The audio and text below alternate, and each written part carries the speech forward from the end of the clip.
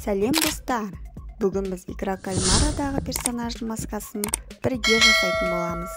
Менің каналыма тіркеліп, қоңыраушаны басып, лайк басып қояйық. Масканы жасау үшін қара түсті қағаз немесе картон қажет. Алдын ала дайындап алған формамызды қойып, сызып аламыз, немесе өздеріңіз масканың формасын суретін салсаңыздар болады.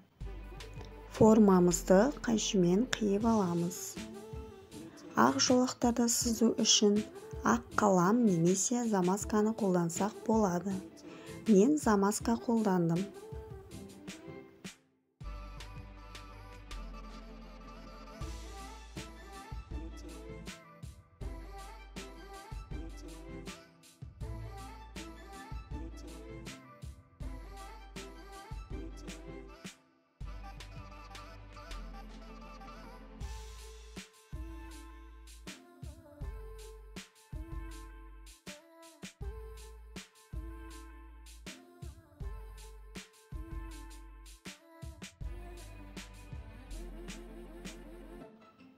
Масканың формасын келтіру үшін қағаздың жоғарғы жағын қиямыз.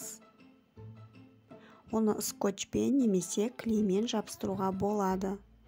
Өзіңізде бар нәрсені қолдана берсеңіз болады. Масканың екі жағын да кішкене қиып, оны да скотчпен жабыстырамыз. Егер сіздерде клей болса, клеймен жабыстырсаңыздар болады.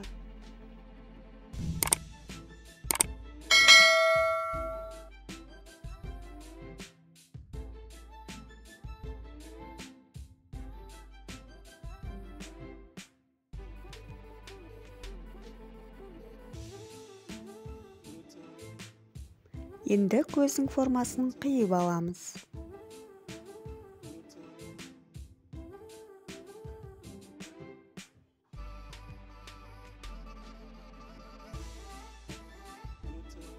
Масканың жоғарғы жағындағы үшбұрышты белгіні ақ түсті қағазға сызып, қиып, жабыстырамыз.